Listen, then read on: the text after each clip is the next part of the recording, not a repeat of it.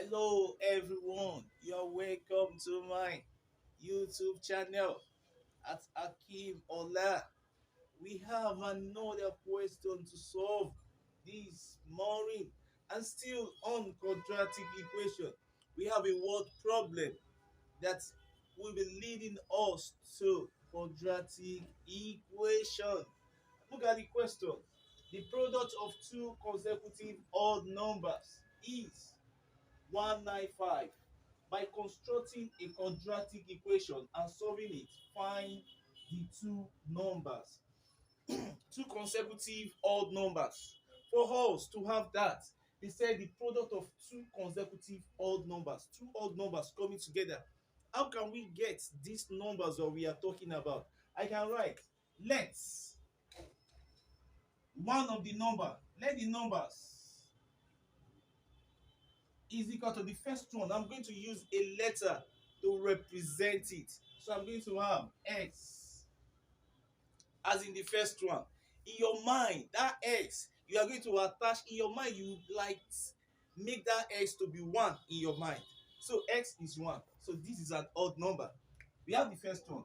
And the second one, if x is 1, I am going to like the next one, odd number. I have the first one, 1. The next one should be 3. So the second number now, will just write, make that 1 to be x plus 2. In your mind, you will still feel that. In your mind, you will still make the x to be 1. So 1 plus 2 will give us 3, odd number. But assuming we are told that the product of two even number, what are we going to use? If you have the product of two even number, if you want to consider two even number, how will you solve it? The first one will always be x plus 1. In your mind, that x is 1. So 1 plus 1 will give us 2. After 2, the next one is 4. We are going to 4. So the next one will now be x plus 3. 1 plus 3, that will give us 4. That you are going to use this when you are considering even number. Then for odd number, you make use of x and x plus 2. Now, going with the first sentence, they said the product of, that means we are going to have x into x plus 2. What happened to the product? Their product will give us 195. We have their product to be 195. Let's open the bracket and solve it more. If you open the bracket, we are going to have x squared plus x times 2. You have 2x is now equal to 195. Since the examiner did not indicate the method we are going to use, then we can just stick with factorization method of solving quadratic equation. So what are we going to do? We can move these. I am going to use factorization because factorization is the simplest method of solving quadratic equation. So here I am going to have x squared plus 2x. Moving this one in, and we have 195 is now equal to 0. So now I am going to consider two numbers that must be added together to give me two numbers that must be multiplied together to give me 195. And these two numbers we are talking about, when you add them together, it will give me plus 2x. How can I get these two numbers? Then I'm going to do it like this. 195. Of course, it ends with 5. So 5 can go in 195. 5 in 19 is 3. Remainder 4 in 45 is 9. 3 can go now. 3 here is 1, 3. And 30 can go 1. So I have 5, 3, 15. You can see, I can multiply these two together. If I multiply these two together, that means I'm going to have 15 and 13. Of course, 15 and 13. 15 minus 13 will give me 2. Abi, that means this 13 must have a negative sign, while this one will have a positive sign.